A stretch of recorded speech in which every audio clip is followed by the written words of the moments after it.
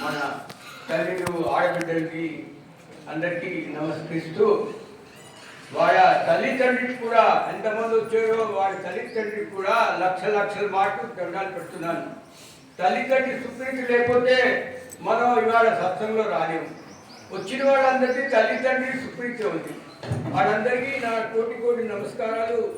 ఠాకూర్జీకి లక్షలు కోటి నమస్కారం చెప్తున్నాను, అభివందనాలు చెప్తూ నేను ఒక వస్తువు చెప్తున్నానంటే, ఇప్పుడు కాలమాన పరిస్థితి ప్రకారంగా మన ఠాకూర్జీ అంటాను.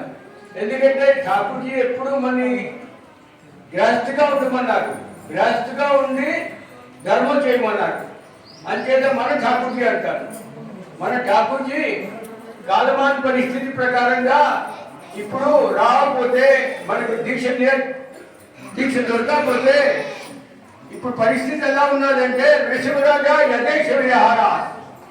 మొదటి కాలంలో చిన్న ఫ్యామిలీస్ ఉండేవి, ఆర్జన్ తక్కువ ఉండేది, రెస్పాన్సిబిలిటీస్ ఎక్కువ ఉండేది, మనుషులు అడిగి మడిగి ఉండేవాళ్ళు, ఒక డిసిప్లిన్లో ఉండేవాళ్ళు, బాధ్యత ఉండేది. ఇప్పుడు కాలంలో చిన్న ఫ్యామిలీస్ డబ్బు ఎక్కువ ఉన్నది, అంచేత ఒక డిసిప్లిన్, ఒక ధర్మం, భక్తి అది చాలా తక్కువ అయిపోయింది. అంచేత ఈ పరిస్థితిలో ఠాకూర్జీ గారికి సత్సంగం మనకి చాలా అవసరం ఉన్నది. ఠాకూర్జీ గారు లేకపోతే ప్రస్తుత కాలంలో విశ్వరాజా యథేక్ష విహార అని చూస్తున్నాం.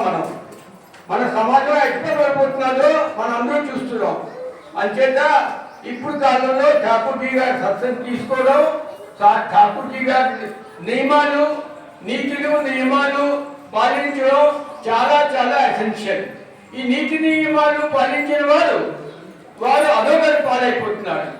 ఇప్పుడు ఏంటంటే లోభం ఎక్కువైపోతున్నది, మదం ఎక్కువైపోతున్నది.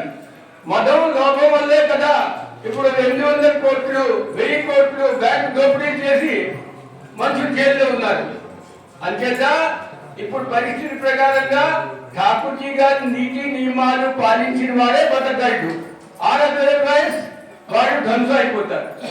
ఇప్పుడు మనం బతికడం పెద్ద గొప్ప మాట కాదు. మాతో శర్మాజీ అని మనిషి పనిచేస్తుంది వీడు. అతను అన్నాడు, मरने के बाद कौन देखता है क्या होगा, मरने के बाद क्या देखता है, क्या तुम्हारा हेरिडिटी देखेगा, तुम्हारा जन्म का तुम्हारा वंश में तुम्हारा खराब गुण आ जाएगा, तुम्हारा वंश तो खत्म नहीं होगा, तुम खत्म हो जाएगा. इसीलिए वंश को बचाना है. వంశాన్ని నిలబెట్టాలంటే మనం ఠాకూర్జీ గారిని పట్టుకోవాలి. ఠాకూర్జీ గారిని పట్టుకుంటే వంశ పరంపరతో బాగా నడుస్తుంది. ఇప్పుడు మదంలో ఏమిటవుతుంది, మనిషి ఎక్కడ చచ్చిపోతాడు, ఎక్కడ పట్టుబడిపోతాడు చూడండి. ఇప్పుడు ఏనుగు చూస్తే నాకు చాలా దయ వేస్తుంది. हाथी को देखने से बड़ा दया लगता है. हाथी को कैसे शिकार पकड़ता जानते हैं? हाथी जो है अपना शरीर को गाछ में खुजलाता है. हाथी का मर्द के चलते वो अपना शरीर को गाछ के पीछे रख के पीठ को खुजलाता है. तो शिकारी क्या करता है, बगल में गड्ढा खोद देता है. हाथी क्या खुजलाने जाता है पेड़ का पीछे और गड्ढा में गिर जाता है.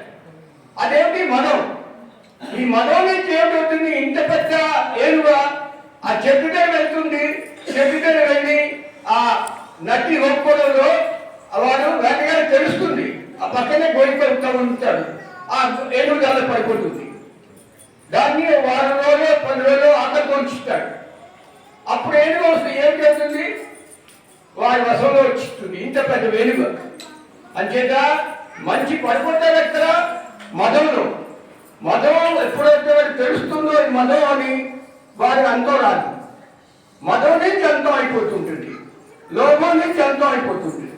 అంచేత ఈ మదం, లోభం, కామ్, క్రోధ్, మద్, లోభ్, ఆశ్చర్య ఇవన్నిటినీ మన హద్దులో ఉంచుకోవడానికి ఠాకూర్జీ నీతి నియమాల్ని పాటించాలి. ఠాకూర్జీ నీతి నియమాలు ఏమిటి? ఠాకూర్జీ అంటారు, పరాయా ధన్ విష్ కే సమాన్, పరాయా స్త్రీ మాతా కే సమాన్. పరధనం విషం లాంటిది, పర స్త్రీ మాతా లాంటిది. ఆ భావన ఉంటే ఎక్కడ అన్యాయం అవదు, సమాజంలో శాంతి ఉంటుంది, మనం సమాజంతో సరిగ్గా మీదకి రాగలం. అంచేత సమాజంలో బాగు చేయాలంటే, మన వంశాన్ని బాగు చేయాలంటే ఠాకూర్జీ గారి నీతి నియమాలు పట్టుకుంటేనే మంచి బాగుపడతారు. ఠాకూర్జీని పట్టుకోని వాళ్ళు ఎలా అధోగతి పాలైపోతారో మనం చూస్తున్నాం. చాలా డబ్బు వస్తున్నాయి, డెవలప్లో వస్తున్నాయి, ఏ ఇంట్లో శాంతి లేదు. బికాస్ విషమరాజా యథేచ్ఛమైన ఆహార, no control at all. Only controller is our Thakurji. ఠాకూర్జీని పెట్టుకొని మన శరీరాన్ని, మన మనసుని, మన బుర్రని కంట్రోల్లో ఉంచుకొని మన వంశాన్ని బాగా బాగు చేసుకోవాలంటే ఠాకూర్జీని పట్టుకోవాలి. ఇంత మటుకే నాకు తెలుసును. అంచేత సభ్యులందరినీ నేను వినయపూర్వకంగా వేడుకుంటున్నాను ఏంటంటే, మనకు తెలిసిన వారు ఎంతమంది ఉన్నారు, మనకు తెలిసిన వారు ఎంతమంది ఉన్నారు, ఠాకూర్జీ గారి ఠాకూర్జీ నీతి నియమాల గురించి మనం ప్రొపగేట్ చేయాలి. ఇప్పుడు అశోక్ రాజా అశోక్ కొడుకు మహేంద్ర అండ్ ఆవిడ అతని కూతురు ఇద్దరు శ్రీలంక వెళ్ళిపోయారు బౌద్ధ ధర్మం ప్రచారం చేయడానికి. మనం శ్రీలంక వెళ్ళలేదు. మనం ఎక్కడ ఉన్నామో, గుడ్విల్లో ఉన్నామో, हाईटेक सिटी में उन्होंने जहाँ है हम लोग वहीं पर एटलीस्ट ठाकुर जी का प्रचार प्रसार करे, ये बहुत बड़ा हम लोग का धर्म है. यही मेरा कामना है. हम सोचते हैं कि मेरी बात को आप लोग थोड़ा अंडरस्टैंड करेंगे और पालन करेंगे. जय गुरु.